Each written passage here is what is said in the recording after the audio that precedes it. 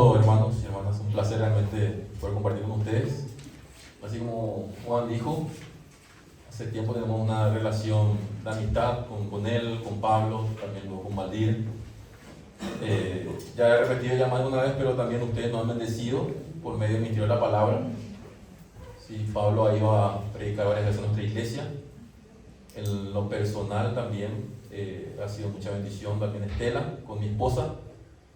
Ellas nos conocían antes de casarnos, así que desde aquel entonces estamos casados hace 10 años aproximadamente. Este año cumplimos 10. Así que gracias a Dios realmente por bendecirnos también a nosotros y por permitir bendecir también a ustedes. En la iglesia en Capiatá, donde nos congregamos, estamos estudiando la primera carta de Pablo a los Tesalonicenses. Me habían comentado que ya lo habían estudiado también hace un tiempo atrás aquí. Así que me tomé el atrevimiento de igual enseñar una porción.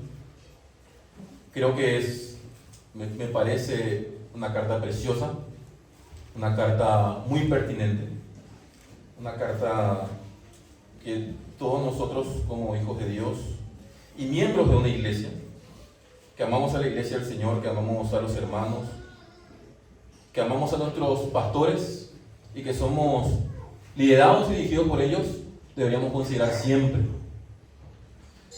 Hermanos, porque Dios ha querido, en su inmensa sabiduría, en su inmenso conocimiento, ha querido llevar adelante su obra redentora en este tiempo por medio de la iglesia, por medio de hombres y mujeres que han sido salvados por gracia, han sido hechos nuevas criaturas, con nuevos propósitos, nuevas motivaciones, nuevos intereses, su gloria, sus propósitos, sus motivos.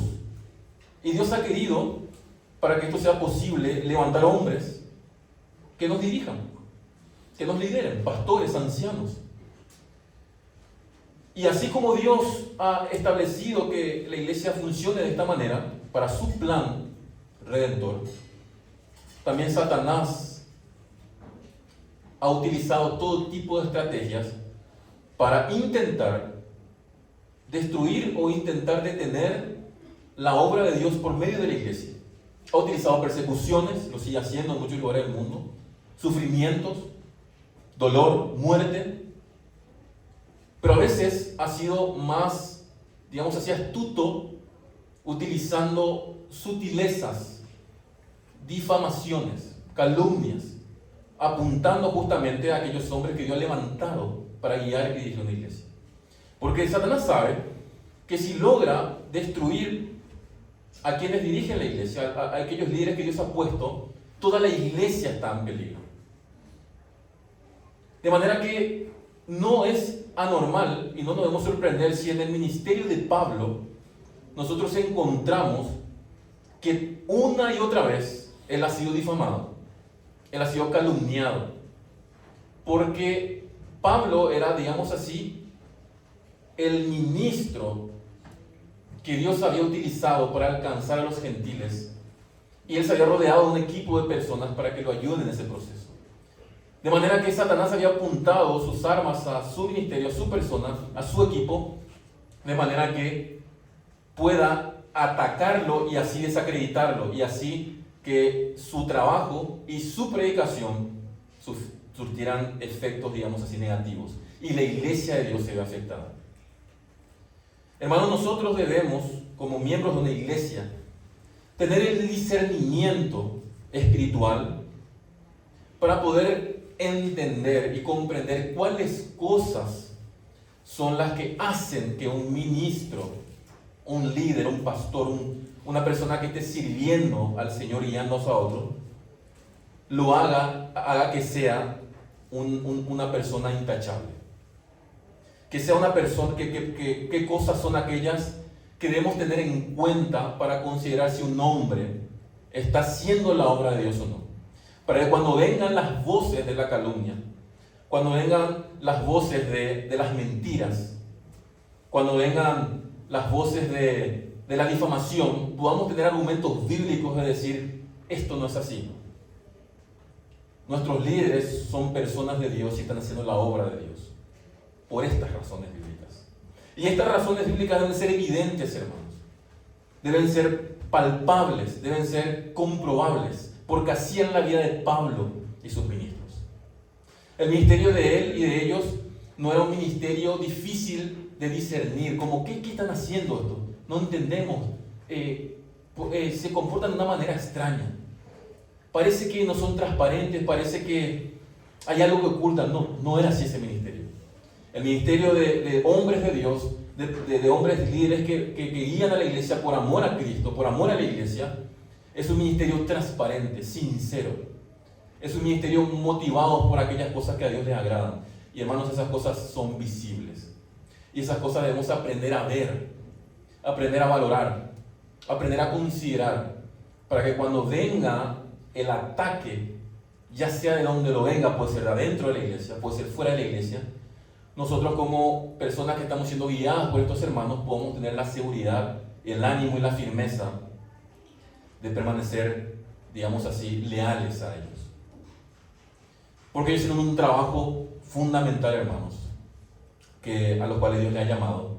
Y no dudemos nunca que Satanás está siempre, constantemente, tratando de que estos hermanos que nos lideran y nos guían tropiecen, caigan y sean desacreditados para, al fin y al cabo, dañar la obra de Dios que es la iglesia.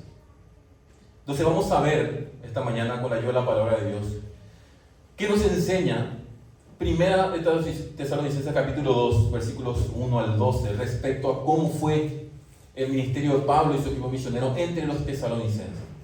Vamos a ver unas características de ese ministerio, que en realidad esa característica es una característica de ellos mismos, que nos ayudarán a nosotros a discernir qué personas nos están guiando.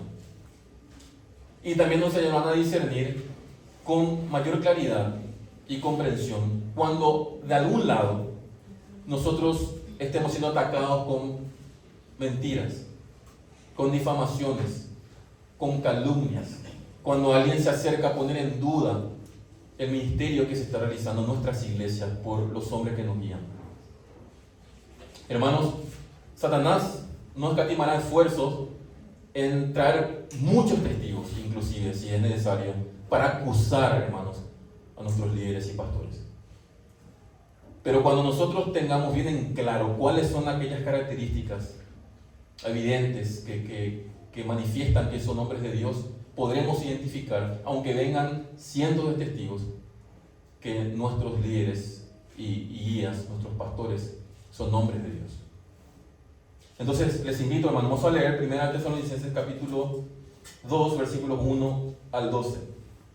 Dice: porque vosotros, hermanos, vosotros mismos sabéis, hermanos, que nuestra visita a vosotros no resultó vana, pues habiendo antes padecido y sido ultrajados en Filipos, como sabéis, tuvimos de nuevo nuestro Dios para anunciaros el Evangelio de Dios en medio de gran oposición. Porque nuestra exhortación no procedió de error ni de impureza, ni fue por engaño, sino que según fuimos aprobados por Dios para que se nos confiase el Evangelio, así hablamos, no como para agradar a los hombres, sino a Dios que prueba nuestros corazones. Porque nunca usamos de palabras lisonjeras, como sabéis, ni encubrimos avaricia, Dios es testigo, ni buscamos gloria de los hombres, ni de vosotros, ni de otros, aunque podíamos seros carga como apóstoles de Cristo. Antes fuimos tiernos entre vosotros, como la nodriza que cuida con ternura a sus propios hijos. Tan grande es nuestro afecto por vosotros, que hubiéramos querido entregaros no solo el Evangelio de Dios, sino también nuestras propias vidas, porque habéis llegado a sernos muy queridos. Porque os acordáis, hermanos, de nuestro trabajo y fatiga, como trabajando de noche y de día, para no ser gravosos a ninguno de vosotros, os predicamos el Evangelio de Dios.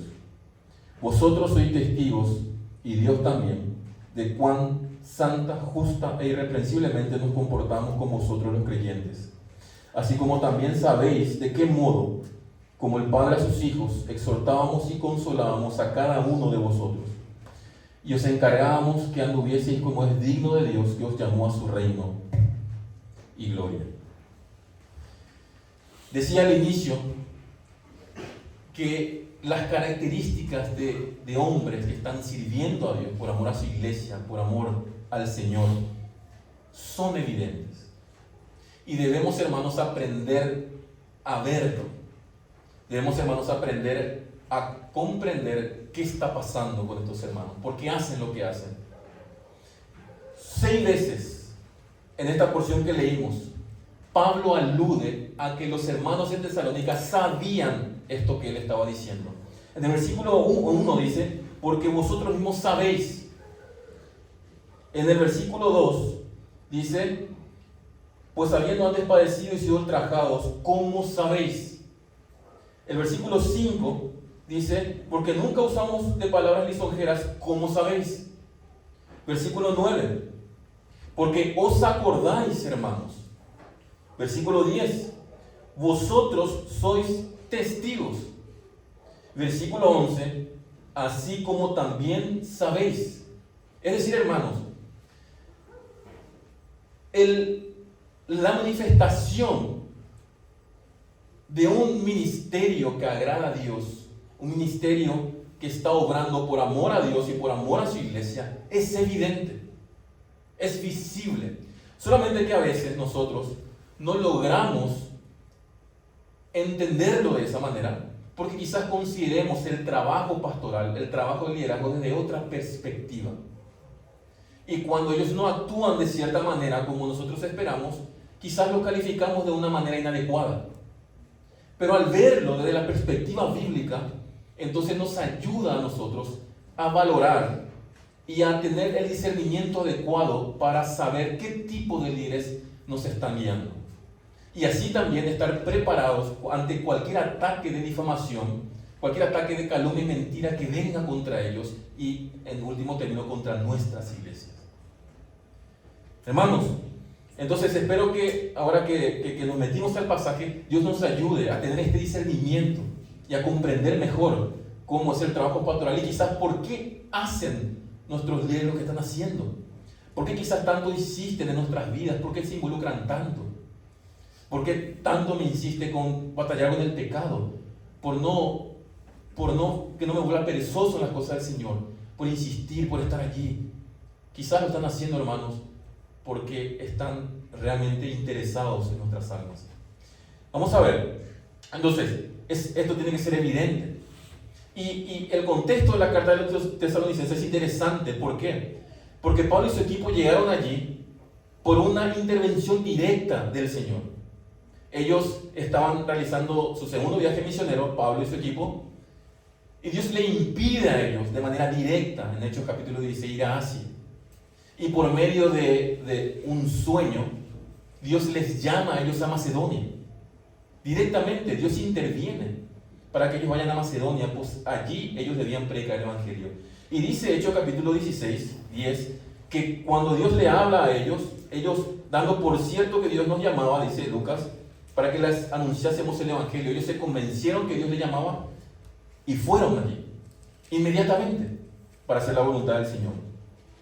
Entonces llegan, según el relato de Hechos, capítulo 16, ellos llegan a Filipos. Y allí vemos nosotros la primera conversión de personas en Macedonia. Lidia, su familia se convierten. El ministerio de la palabra estaba creciendo, Dios estaba salvando a las personas que Él quería salvar. Hasta que, como tendríamos que esperar, llega también la persecución, la oposición, porque Pablo interviene en un negocio financiero de unas personas que utilizaban una mujer para adivinar. De manera que cuando, por intervención de Pablo, esta mujer deja sin dinero, sin ingreso a sus amos, ellos públicamente maltratan y humillan a Pablo y Silas. Le golpean, le humillan públicamente, pasan por encima de sus derechos, lo meten en la cárcel con cepos, y no solo en la cárcel, dice la palabra de Dios, en el más al fondo, en el peor lugar, en el más oscuro, en el peor de los peores. De manera que Pablo y Silas están en la cárcel, pero allí cantando, alabando al Señor, y Dios utilizando esa situación para salvar a más personas, porque allí con un terremoto de manera sobrenatural. Dios obra para salvar al carcelero, a su familia. Pero luego de Filipos, Pablo sale para Tesalónica. Y al llegar a Tesalónica, Pablo llega a una ciudad más grande. Una ciudad con un grupo mayor de judíos, con un grupo de judíos con influencia, una ciudad con más movimiento, digamos así, comercial, una ciudad muy idólatra, con prácticas paganas, inmorales, por doquier. Y al llegar a Tesalónica también Pablo y su equipo, convencido que Dios le haya llamado allí, empiezan a predicar, según Hechos también, en la sinagoga. Ya había una sinagoga, de manera que dice la palabra de Dios que algunos de la sinagoga creyeron, también unos griegos temerosos de Dios y mujeres nobles no pocas. Así fue el inicio de la iglesia en Tesalónica, judíos y gentiles, como el plan de Dios lo había establecido. Pero así como también llegó la predicación de la palabra, así como llegó el evangelio a Tesalónica, llegó la salvación a Tesalónica, también llegó la oposición a Tesalónica. Inmediatamente los judíos, dice la palabra de Dios en Hechos, celosos del ministerio, de las personas que seguían a Pablo y a Silas, ellos levantan a unos hombres y persiguen al apóstol, persiguen a su propio misionero, de manera que Pablo tiene que salir huyendo, tiene que escaparse y dejar el ministerio allí en manos de otros hermanos. Pero estos hermanos quedaron allí en Tesalónica bajo también la presión de la oposición, la presión del sufrimiento, la presión de la persecución. Y esto había pasado, hermanos, porque ellos habían abrazado el evangelio y ellos habían abrazado la verdad de Dios de tal manera que luego de que el Señor les haya salvado y convertido, su vida había cambiado de una manera evidente. Y ellos habían dejado la práctica que le había caracterizado toda su vida y que era característica de la cultura. Ellos habían dejado atrás a los ídolos. Ellos habían dejado atrás la idolatría. La idolatría a dioses falsos, pero también al propio emperador. De manera que una de las acusaciones que hicieron los judíos falsamente era que ellos negaban que el emperador sea el rey, cosa que no era cierto.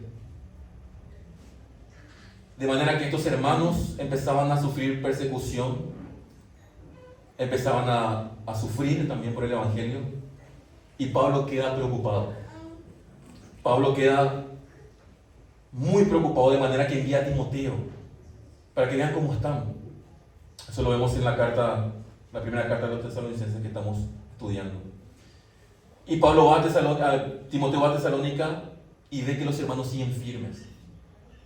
Y va con esa noticia a Pablo, y Pablo explota en agradecimiento a Dios, en gozo, y les escribe esta carta para animarlos y fortalecerlos aún, porque ellos estaban allí en medio de la oposición y sufrimiento. Y era evidente la conversión de ellos, hermanos. El capítulo 1 nos muestra que la conversión de ellos era genuina, evidente. Era algo que no podía ser negado. Allí llegó la palabra de Dios, allí llegó Dios. Pero ante el sufrimiento, ante el dolor, ante la persecución, a veces esas cosas evidentes se nos nublan. Y es necesario que recordemos lo que ya sabemos, lo que ya hemos visto, lo que sabemos que Dios ha hecho con nosotros.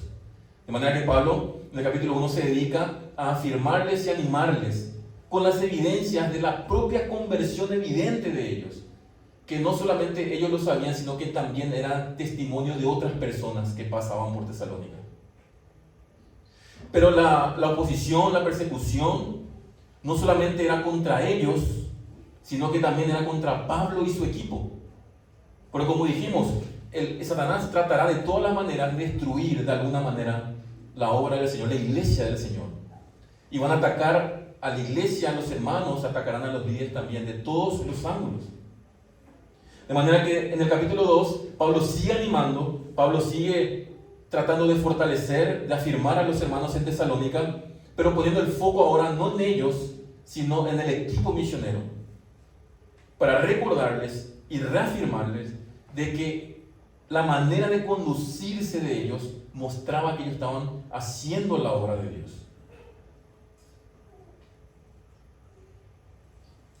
Entonces, Pablo abre su corazón amoroso y de una manera tierna, preciosa, pastoral, le vuelve a recordar aquellas cosas que ya sabían y que nosotros debemos considerar hoy para ver cómo es un ministro de Dios, cómo es un ministerio intachable, cómo es un ministerio que agrada a Dios, cómo son hombres que agradan a Dios, que aman a la iglesia y que están buscando el beneficio nuestro cuando nos están pastoreando.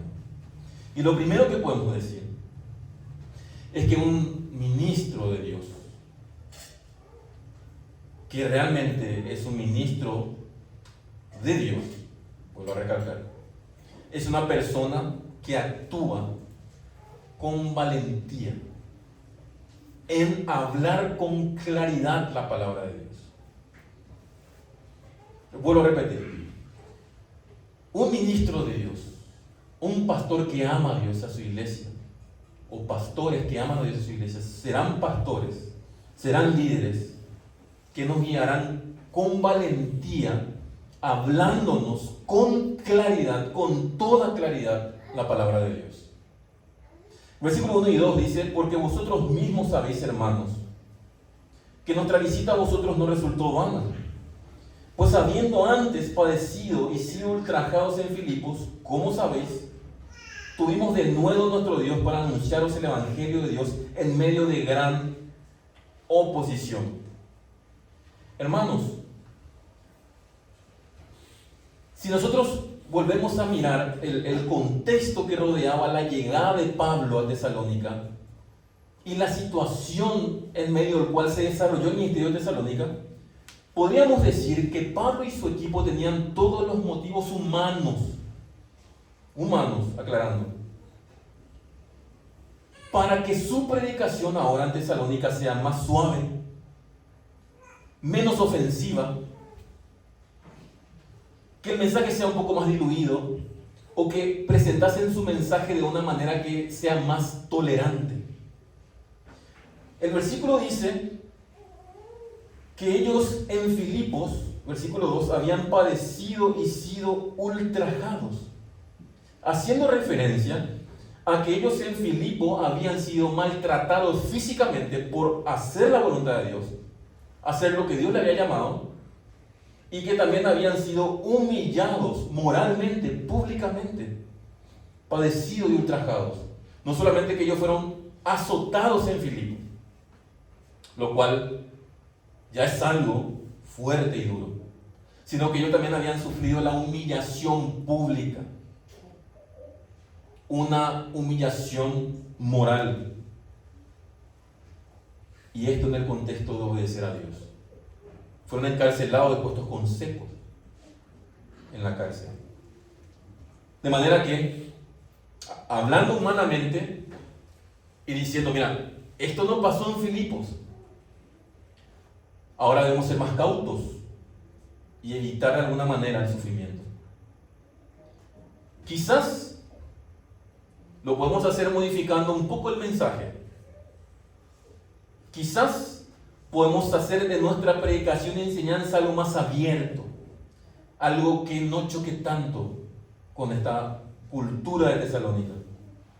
Quizás lo que haremos ahora es ganarnos el afecto y el apoyo de los líderes religiosos de la sinagoga. Es decir, que ellos pudieran humanamente haber hecho alguna estrategia para que su llegada a Tesalónica sea menos peligrosa, entre comillas. Quizás omitir en su mensaje cualquier cosa que pudiera ofender tanto a los líderes judíos como a los intereses religiosos de los gentiles. Sin embargo, Pablo dice que si hubiese sido así su ministerio, ese trabajo en Tesalónica, su llegada a Tesalónica hubiese sido vana, inútil. El versículo 1 dice: porque vosotros mismos sabéis, hermanos, que nuestra visita a vosotros no resultó vana, es decir, inútil. ¿Por qué? ¿Por qué no era inútil? ¿Por qué no era vana? Miren que Pablo no se está centrando aquí, no le está diciendo: miren hermano, nuestra visita no fue inútil porque hay muchos convertidos. No. Le está diciendo, hermanos, nuestra visita a ustedes no fue inútil por la manera en que nos conducimos entre ustedes. Y eso es interesante, hermanos. El éxito de un ministerio pastoral no está definido exclusivamente por la cantidad de miembros que tenga una iglesia. Podría decir yo, y a riesgo de equivocarme, sinceramente, por mi poca experiencia, pero estoy convencido de esto, que el éxito de un ministerio pastoral está más bien determinado por la calidad de ese ministerio, por el carácter, las motivaciones y las intenciones con las cuales se lleva adelante ese ministerio. De manera que Pablo dice, nosotros vinimos acá, llegamos a Tesalónica con todos los argumentos humanamente, dice, considerables, para no hacer el trabajo como debemos hacer. Pero si lo hacíamos de esta manera, si cambiásemos nuestra manera de trabajar para agradar a los hombres, para no sufrir dolor, para no tener oposición, esto sería inútil.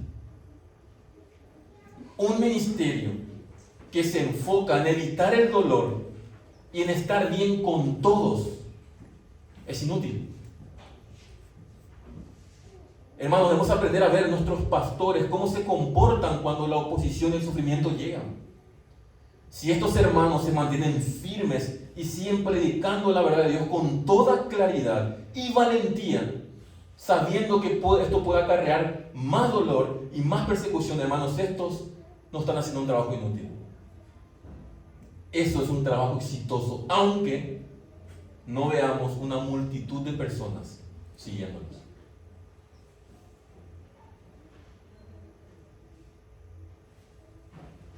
El éxito de un ministerio o la utilidad de un ministerio no está tanto en la cantidad de adherentes, sino en la calidad de carácter con la que se hace el ministerio. A veces nosotros decimos, ay, mi pastor, me encanta mi pastor, su calidad. Cuando predica, demasiado gusto, nos hace reír, cuenta chistes, come asado con nosotros, juega fútbol, cosas que no están mal. Pero en el fondo, lo que debo considerar en mis pastores y líderes es su carácter. ¿Qué es lo que mantiene lo que está haciendo y por qué lo hace? El éxito en Tesalónica se debió y descansaba en la proclamación fiel y perseverante del Evangelio. Una predicación, una enseñanza, una exposición de las Escrituras en toda pureza e integridad, sin moverse un centímetro a la izquierda ni a la derecha, allí donde la palabra de Dios lo marca y lo define. De manera que, humanamente yo podía esperar que Pablo y su equipo hagan algo con su ministerio para dejar de sufrir, para dejar de tener oposición. Sin embargo, ellos actuaron con valentía, con determinación, con confianza. Y nos dice el pasaje por qué actuaron así. Dice el versículo 2, pues habiendo antes padecido y sido ultrajados en Filipo, ¿cómo sabéis? Tuvimos denuedo en nuestro Dios. Y aquí nos da un punto muy importante, hermanos. Ni siquiera la valentía o el denuedo que estos hermanos tuvieron provenía de ellos mismos. La frase tuvimos de nuevo nuestro Dios nos habla de la fuente de donde ellos podían suplirse de esto que requerían para llevar adelante el ministerio. ¿Dónde estaba su determinación, su valentía, su confianza? Dios les proveía de esto. Porque mirando alrededor, no había en dónde encontrar estas cosas. Hermanos, un hombre de Dios, que ama a Dios, que ama a su iglesia, continúa haciendo lo que hace, aún en medio de la difamación, de la calumnia, aún en medio de la traición de lo que decían ser amigos, aún en medio de la traición de cercanos. continúan fieles haciendo lo que Dios les ha llamado, no porque ellos son valientes en sí mismos, o no porque ellos son confiables en sí mismos, sino porque encuentran en el Señor toda aquella valentía y confianza que necesitan para hacerlo. Porque a veces uno inclusive se mira a sí mismo y sus miedos, sus temores, las marcas del sufrimiento, los recuerdos tristes de las traiciones, y uno en sí mismo tampoco encuentra nada que lo pueda alimentar para ir adelante y seguir. Sin embargo, en Dios estos hombres encontraron esos recursos de valentía y audacia que necesitaban para predicar el Evangelio allí con toda fidelidad e integridad. Dice el versículo 2 que ellos anunciaban el Evangelio de Dios. Y eso es importante, hermanos. Estos hermanos debían recordar que allí Dios llegó y que lo que estaban haciendo Pablo y su equipo eran la obra de Dios, enseñando la palabra de Dios. Si era cierto que Pablo y su equipo estaban buscando el beneficio propio, sacar una ventaja para ellos, ¿por qué entonces estaban dispuestos a seguir sufriendo por esa razón? Ya habían sufrido en Filipos, ya hubiese sido suficiente. ¿Por qué seguir sufriendo? Luego van a Berea y los judíos de Tesalónica se enteran que están en Berea. ¿Y qué hacen? Les persiguen hasta allá. Pero ellos siguen firmes en su ministerio, porque se trata de carácter, se trata de la fidelidad e integridad con la que se lleva adelante el ministerio al cual Dios ha llamado. El Evangelio de Dios era lo que ellos hablaban. Ni siquiera hablaban algo que ellos mismos habían querido hablar o habían inventado, sino lo que Dios les había confiado. Vamos a ver más adelante. De manera que, hermanos, pensando cómo podemos nosotros discernir qué tipo de líderes nos están guiando. Miremos, hermanos, cómo actúan en la oposición, en el sufrimiento, en la persecución. Aprendamos a discernir qué hacen con la palabra de Dios. ¿Se mantienen firmes? ¿Lo diluyen? ¿Lo hacen más suave? ¿Tratan de evitar? ¿O siguen adelante firmes, envalentados por Dios para hacer lo que tienen que hacer? Hermanos, si los pastores que nos guían son así, eso es precioso. Eso es un ministerio íntegro, es fiel. Eso es un ministerio exitoso. Podríamos estar hoy 10, mañana 50, 200, pero lo que realmente determina si esto es exitoso desde la perspectiva del ministerio es la calidad del ministro, de con qué fidelidad, con qué integridad está llevando adelante esto. De manera que, hermanos, tenemos aquí un primer punto: valentía, determinación para enseñar o exponer o predicar la palabra de Dios con toda claridad. Y aquí la palabra anunciar no es solamente la predicación. Aquí la palabra anunciar es un término con una connotación más amplia de hablar.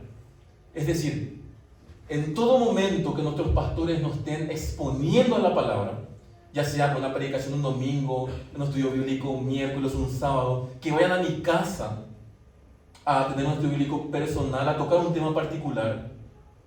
Eso, hermanos, es exitoso cuando estos hermanos lo hacen con integridad y fidelidad a lo que Dios les ha llamado. Esté en juego o no, digamos así, nuestra relación. Porque a veces ellos van a nuestra casa para tratar algo que hay que tratar. Y allí, hermanos, creamos o no, está en juego la relación entre nosotros. Va un hermano o un pastor a tu casa y quizás te puedas enojar. Te enojes tanto que quieras irte de la iglesia. Pero mi hermano y mi hermana, si este pastor ha hecho eso para exponerte fielmente a la palabra, por amor a ti, con integridad, ese hermano está haciendo lo mejor que puede hacer contigo. Y debes considerarlo como algo que a Dios le agrada. Y cuando alguien venga a decirte, mira, este pastor es demasiado extremo, algunos dicen, Estos pastores son demasiados tajantes. Solo le importa enseñar la Biblia, algunos dicen. No están allí detrás de campamentos, actividades. Mi hermano y mi hermana, la calidad de un ministerio está determinado por esa fidelidad e integridad en la exposición de la palabra en todos sus contextos. Esté en juego lo que esté en juego. Entonces, no creamos que lo que nuestros pastores están haciendo es inútil, cuando ellos siempre y en todo momento nos están tratando de exponer a las Escrituras con fidelidad e integridad. Entonces, primer punto, hermanos, ¿cómo puedo saber yo quién me está liderando es una persona que es un ministro fiel, intachable, digamos así? Es porque tiene la valentía de exponer con claridad la palabra de Dios en todo momento. Esté en juego su propia, digamos así, su propia persona, nuestras propias relaciones o relaciones con otros. ¿Sí? En segundo lugar, podemos decir también que podemos saber que son ministros que aman a Dios, a su iglesia, que están teniendo un ministerio exitoso, útil, cuando lo que les mueve es puro. Cuando su mayor motivación es agradar al Señor y no a los hombres. Y esto podemos verlo, hermanos. Así como podemos ver cuando un pastor es valiente en exponer la palabra de Dios con claridad en cualquier situación, manteniéndose fiel e íntegro, también podemos ver, hermanos, podemos aprender a ver cuando los que nos lideran tienen motivos puros, cuando están intentando agradar a Dios y no a los hombres, no a nosotros. Los versículos 3 y 4 dicen lo siguiente: porque nuestra exhortación no procedió de error, ni de impureza, ni fue por engaño, sino que según fuimos aprobados por Dios para que se nos confiase el Evangelio, así hablamos, no como para agradar a los hombres, sino a Dios, que prueba nuestros corazones.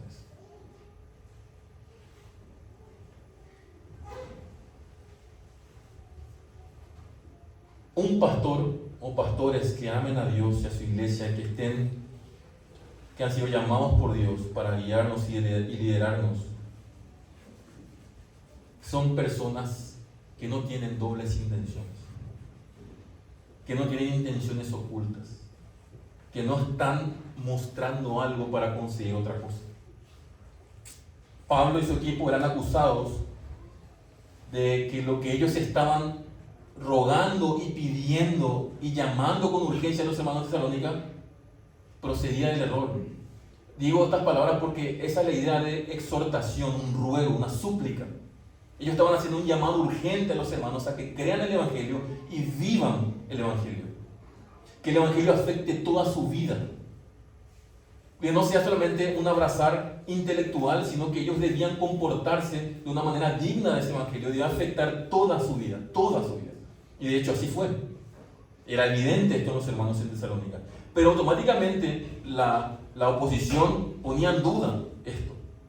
Y diciendo que lo que había llegado allí, el mensaje que habían traído estos ministros, no procedía de Dios, sino totalmente lo opuesto a Dios. Pero nosotros, aún ante estos ataques, podemos saber si lo que nos están rogando, suplicando, pidiendo o llamando a nuestros pastores por medio de la palabra de Dios es verdadero y es de Dios. Eso se puede ver. Tenemos que aprender a verlo. Vamos a analizar un poquito estas acusaciones porque son interesantes. Ellos decían que esta exhortación, que este ruego, petición, súplica de Pablo y su equipo, tenía su origen, en primer lugar, en el error. En el error. Y la idea del error no es tanto una equivocación por error o algo, digamos así, una equivocación sincera, porque uno puede estar sinceramente equivocado, ¿verdad? Pero aquí la idea es que el mensaje o lo que hablaban estos ministros, lo que rogaban estos ministros, tenía la implicación de falsedad, de algo programado, de algo que fue pensado, de algo que fue estructurado para engañar.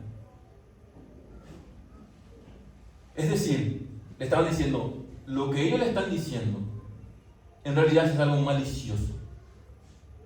Es algo que tiene su origen en el engaño, en la falsedad. Es algo armado para engañarnos. En segundo lugar, dicen también que esta exhortación no procedió de impureza.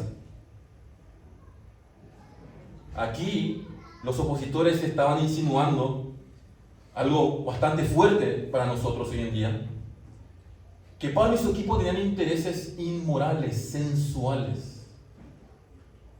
La palabra aquí que leemos en nuestra traducción como impureza, en la misma carta, en el capítulo 4, versículo 7, ¿me acompañan allí por favor?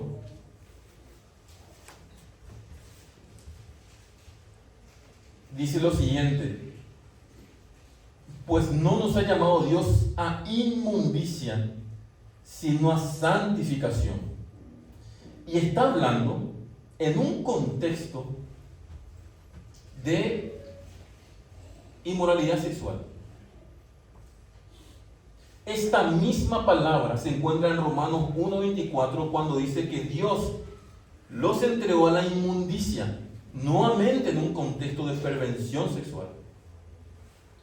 En 2 Corintios capítulo 12, versículo 21, Pablo le dice a los hermanos de Corintios, y no se han arrepentido de la inmundicia, la misma palabra, y fornicación y lascivia que han cometido, nuevamente en un contexto de inmoralidad sexual. Pablo y su equipo estaban siendo acusados de que ellos tenían motivaciones inmorales, impuras, sensuales, que ellos estaban buscando simplemente personas que se adhieran a ellos para satisfacer sus propios deseos inmorales.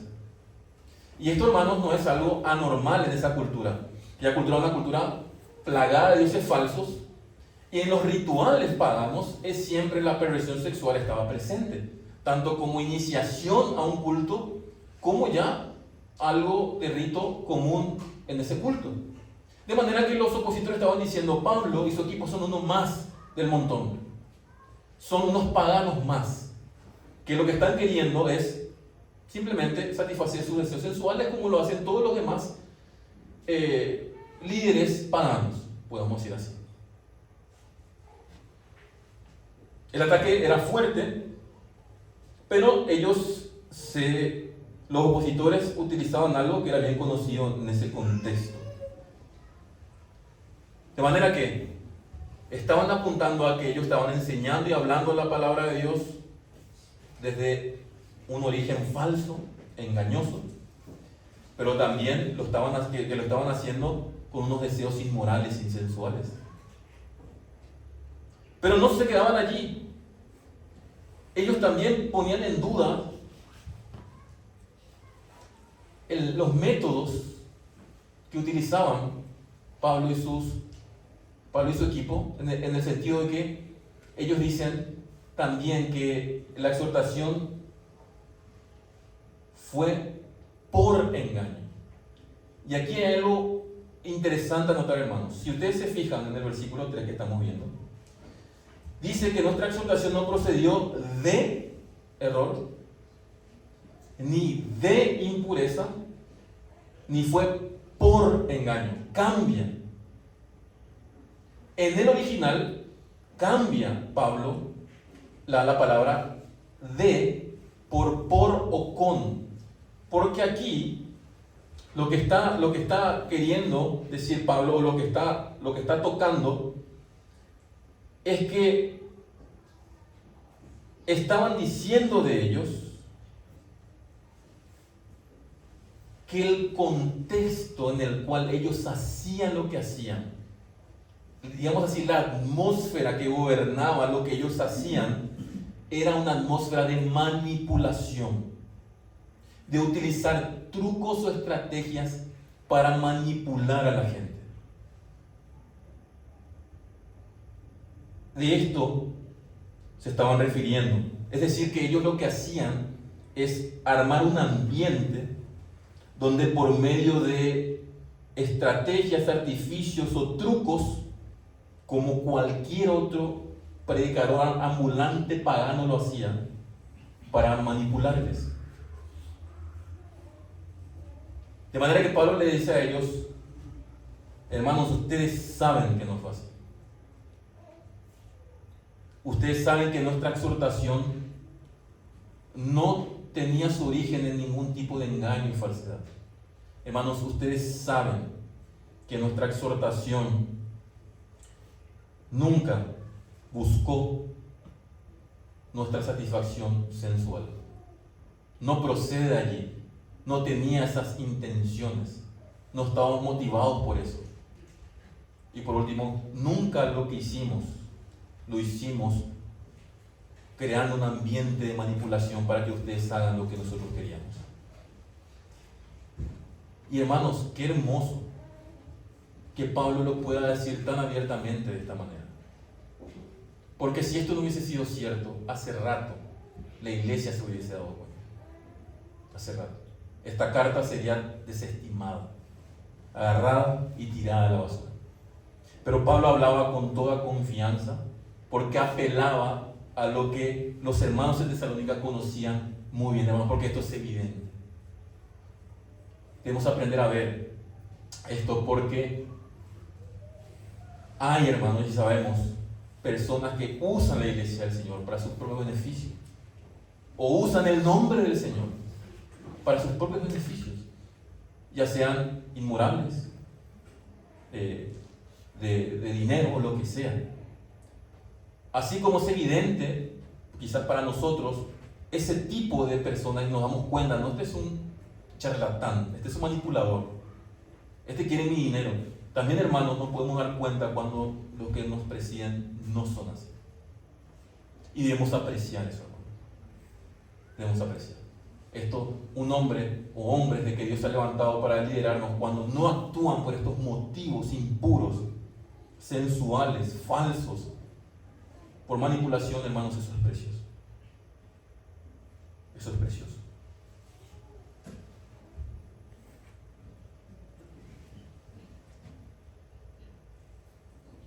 ¿Cuál era el motivo de Pablo? ¿Cuál era el motor, digamos así, que alimentaba la motivación adecuada y pura de Pablo y su equipo? Primero, dice aquí el versículo 4, sino que según fuimos aprobados por Dios, para que se nos confiase el Evangelio, así hablamos. En primer lugar, Pablo dice: nosotros somos el resultado de la obra de Dios. Hacemos lo que hacemos porque primero fuimos puestos a prueba por Dios, y luego de ser probados y aprobados por Dios, Él nos confió el Evangelio. Él nos confió esto que le predicamos, esto que le exhortamos. Ni lo que hacen, ni lo que exhortan ha provenido de ellos. Fue obra de Dios. Y nosotros sabemos muy bien, hermanos, que si Pablo era apóstol, no era porque quiso, en cierta manera. Dios irrumpió en su vida mientras él iba persiguiendo a la iglesia. No estaba allí en su casa descansando, estaba yendo a apresar a creyentes, a destruir lo que podía de la obra de Dios, pensando que él estaba obrando para Dios. Y allí, en el camino a hacer eso, allí Dios interviene soberanamente y Dios le salva, y Dios lo llama a él para vivir y morir por la iglesia que él estaba persiguiendo. En Hechos 9 encontramos esto. Y Pablo estaba consciente. El ministerio de Pablo lo vivía en esa conciencia en esa realidad de haber sido elegido por Dios, habiendo sido un perseguidor de la iglesia, un blasfemo, habiendo buscado destruir la iglesia. Él vivía con esa realidad. Eso lo humillaba, eso le quebrantaba. De manera que él sabía que había sido elegido por la gracia de Dios, según 1 Corintios 15:10. Él se consideraba el más pequeño de todos los apóstoles, según Efesios 3:8, porque él fue un perseguidor.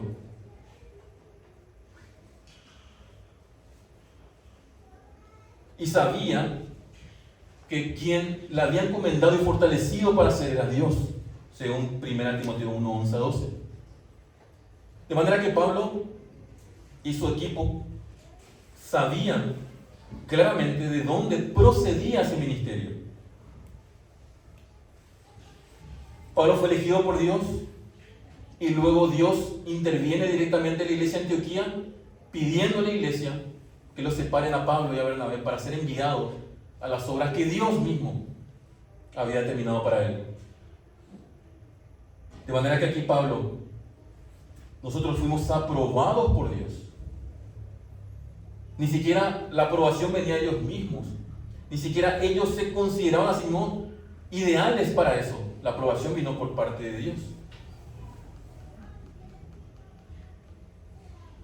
Y Pablo vivía, y el equipo de Pablo también vivían a la luz de la verdad, que Dios es quien conoce los corazones. Y que Dios algún día pondrá en manifiesto los designios del corazón. ¿Me acompañan a 1 Corintios capítulo 4, por favor?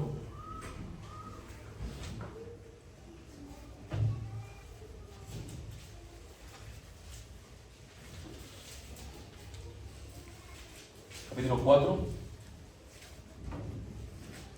También en la iglesia corintia, los corintios, también Pablo había sido difamado, puesto en duda, atacado, de manera que también en las cartas de Pablo a los corintios podemos encontrar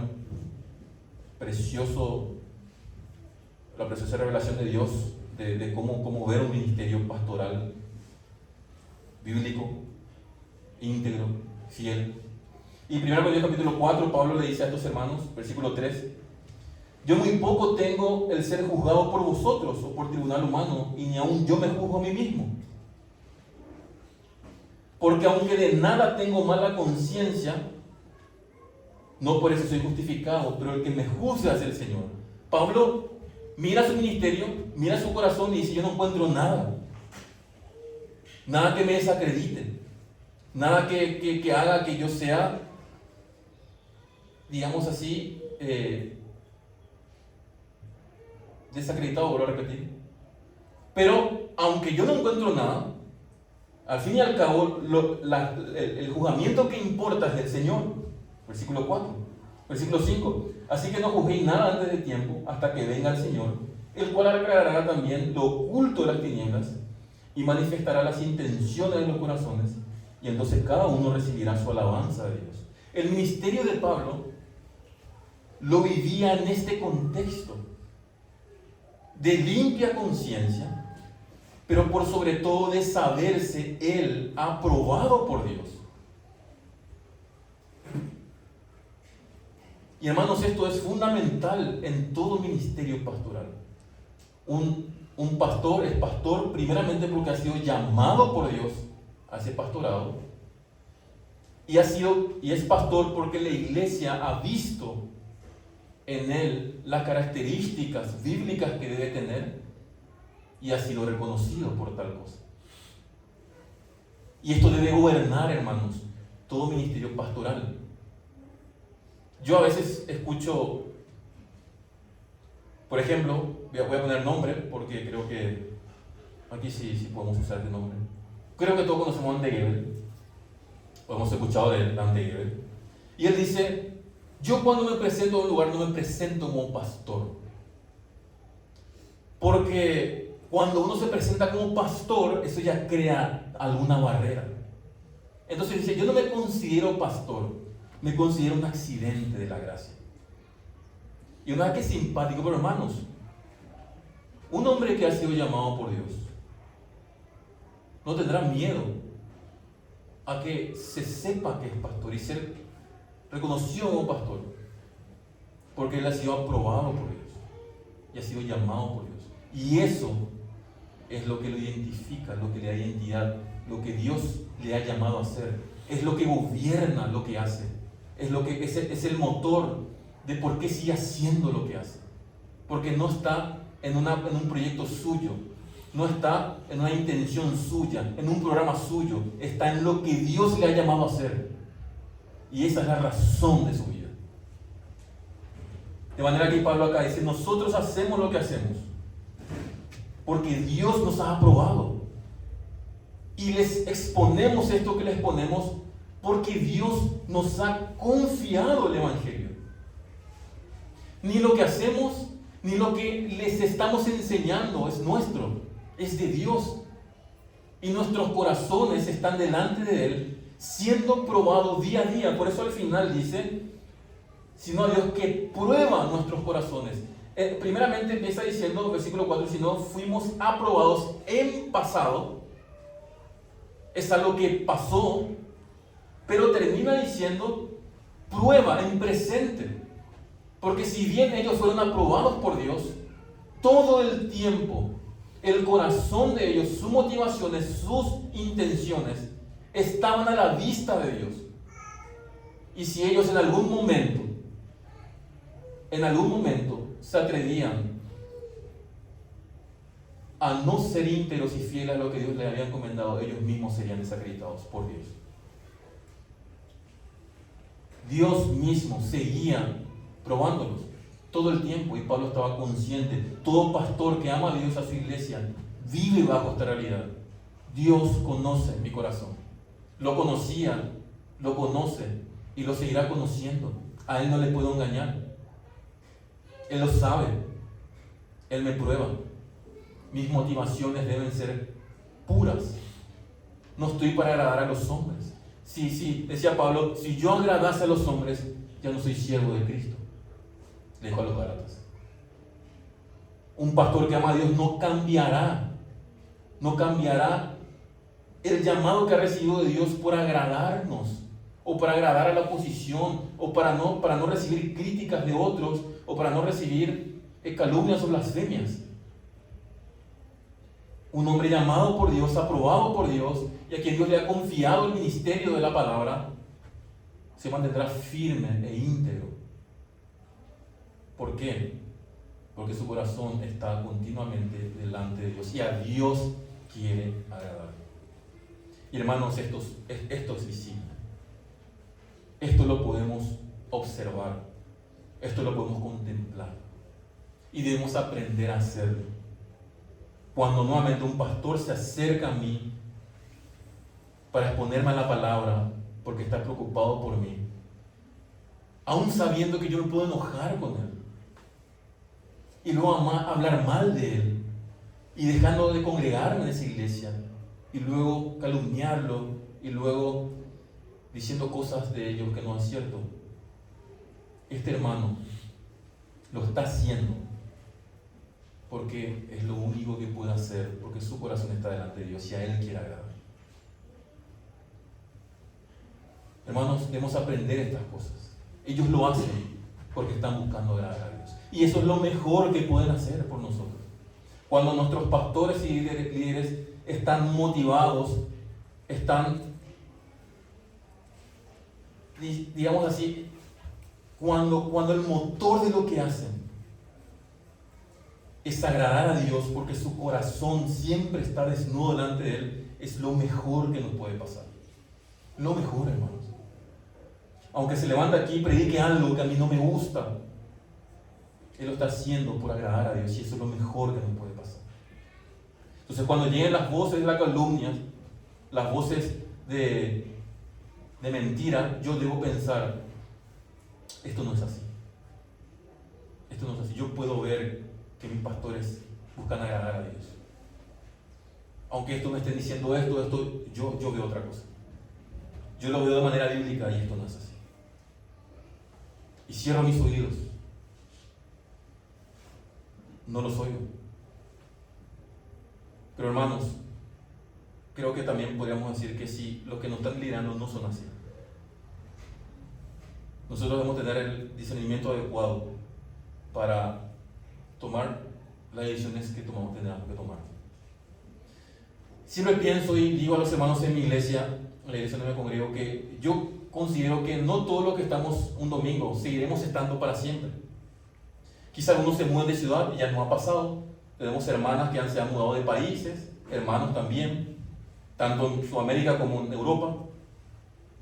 Y mi preocupación es siempre que tengan el discernimiento para poder entender qué tipo de liderazgo tienen en la iglesia que quieren congregarse. Pero no por capricho, no por decir, no me gusta la alabanza, no. Que tengan los argumentos bíblicos adecuados para decir, esta iglesia. ¿Por qué esta iglesia? Por este liderazgo. Porque hermanos, se puede ver cuando los líderes de una iglesia, los pastores de una iglesia, quieren agradar a Dios. Se puede ver cuando actúan con valentía, exponiendo aún con toda claridad la palabra, aún en medio de lo que cueste, pero también se puede ver cuando estos actúan con motivos puros, queriendo agradar a Dios, porque su corazón está constantemente siendo probado por Él. Se puede ver y debemos aprender a ver, hermanos. Ya terminando, quisiera mencionar, porque ya no me dará el tiempo, lo siguiente, así a modo solamente de título. ¿Qué otras cosas podemos ver en ministros que están haciendo la obra de Dios de manera exitosa, digamos así, o útil o intachable? Lo siguiente sería que podemos también ver en ellos una actitud tierna, una actitud amorosa, gentil, sensible. No son personas que imponen, que nos pasan por encima, que nos someten bajo sus deseos y órdenes. Lo podemos leer el versículo 5. Dice, porque nunca usamos de palabras lisonjeras, como sabéis, ni encubrimos avaricia. Dios es testigo, ni buscamos gloria de los hombres, ni de vosotros, ni de otros, aunque podamos seros carga como apóstoles de Cristo. Antes fuimos tiernos entre vosotros, como la nodriza que cuida con ternura de sus propios hijos. No utilizamos ningún método que podamos imponer sobre ustedes, ningún tipo de manipulación, nada, sino ternura, gentileza, sensibilidad, amor. Otra cosa que podemos ver es sacrificio, un servicio sacrificado. Versículo 8 y 9 dice, tan grande es nuestro afecto por vosotros, que lo hemos querido entregaros no solo el Evangelio de Dios, sino también vuestras propias vidas, porque habéis llegado a sernos muy queridos. Porque os acordáis, hermanos, de nuestro trabajo y fatiga, como trabajando de día y de noche y de día, para no seros gravosos, ninguno de vosotros os predicamos el Evangelio. Pablo y su equipo trabajaban por sí mismos, para ganarse dinero, para mantener su ministerio, para no ser ningún tipo de carga para esa iglesia. Ellos se sacrificaban, hacían lo que tenían que hacer, cueste lo que les cueste, para que su ministerio sea intachable, para que el Evangelio de Dios no tenga ningún impedimento, para hacerlo todo con fidelidad e integridad. Lo hacían, servían de manera sacrificial. Hermanos, ¿cuántos pastores conozco que darían de su bolsillo, de lo que tienen, para beneficiar a la iglesia de Dios? Y conozco a tantos otros que harían todo lo posible para exprimir hasta el último centavo que pudiese de su iglesia. Y por último, un ministerio fiel, ministros fieles a Dios, útiles, exitosos, intachables, son aquellos que muestran una devoción evidente, sincera. No están simulando. No es algo que por afuera es una cosa, en la casa otra cosa. Que sus hijos ven un pastor en la casa, otro pastor en la iglesia. La vida piadosa y la devoción a Dios es visible. Dice el versículo 10, vosotros sois testigos y Dios también de cuán santa, justa e irreprensiblemente nos comportamos con vosotros los creyentes. Qué tremenda declaración. Hermanos, ustedes pudieron ver nuestra conducta devota al Señor, temerosa de Él, era evidente. Así como también sabéis de qué modo, como el Padre a sus hijos, exhortábamos y consolábamos a cada uno de vosotros, y os encargábamos que anduvieseis como es digno de Dios, que os llamó a su reino y gloria. Hermanos, podemos ver, debemos aprender a ver la ternura con la que nuestros pastores nos guían, su amor, su sensibilidad, su gentileza. Debemos aprender a ver su servicio sacrificado por nosotros. Y debemos aprender a ver su devoción sincera a Dios, porque esas cosas son evidentes de aquellos líderes, pastores que nos guían por amor a Dios y amor a la iglesia. Hermanos, espero realmente en el Señor que esta breve introducción a este tema nos ayude a nosotros a poder discernir mejor qué líderes tenemos, qué líderes debemos buscar si vamos a otra iglesia, pero también a apreciar el trabajo que están haciendo los pastores que nos dirigen y aman porque aman a Dios. Así también, hermanos, que esto nos sirva de discernimiento para que cuando nos demos cuenta que nuestro liderazgo quizás se está moviendo por caminos dubitativos, la iglesia del Señor, nosotros que estamos siendo liderados podamos actuar a tiempo para, si Dios quiere, encauzar lo que hay que encauzar o tomar las decisiones que debamos tomar. Pero es de manera bíblica, hermanos, con los principios bíblicos. Y si nos damos cuenta que tenemos pastores de esta manera, hermanos, agradezcamos a Dios, oremos por ellos, ayudémosle a que su ministerio sea más efectivo, no poniendo trabas, no poniendo caprichos en medio. Aprendamos, hermanos, a ver bíblicamente esto que está pasando en nuestras iglesias, a discernir, a comprender y a gozarnos del Señor si nos damos cuenta que esto coincide con los principios de su palabra. Vamos a orar. Señor, te agradezco mucho porque tú has querido utilizar hombres, Señor, que nos dirijan, nos pastoreen. Y, Señor, no debemos ser demasiado eruditos para entender que son pecadores igual que nosotros, con un llamado particular tuyo, y que estos hombres, Señor, están allí por amor a nosotros, por amor a ti, los que verdaderamente son llamados por ti, Señor, y que ellos también están dispuestos a la calumnia, a las mentiras de otros, a las difamaciones. Y muchas veces nosotros, Señor, como miembros que estamos siendo guiados por ellos, no logramos comprender o no apreciamos, Señor, lo que ellos están haciendo, porque quizás a veces no tenemos los principios claros en nuestra mente de tu palabra para poder discernir estas cosas. Señor, yo personalmente considero que aquí los pastores te aman y aman a tu iglesia, que han pasado por momentos de oposición y han permanecido firmes, fieles, íntegros, que aman a esta iglesia, que se sacrifican por ella, Señor. Ahora mismo están en una capacitación, Señor, justamente para servir mejor, haciendo el esfuerzo que requiera, el esfuerzo económico, el esfuerzo de tiempo, de sueño, de viajar, Señor, y también el esfuerzo que hacen para meterse en nuestras vidas, Señor, porque nos aman.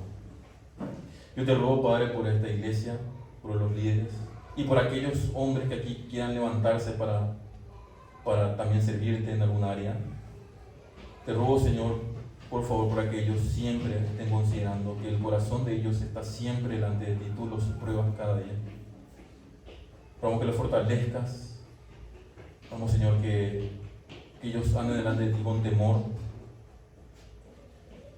que no pongan, Señor, el éxito de su ministerio en aquello que no lo es, Señor. Y bendícelos, Padre, por favor.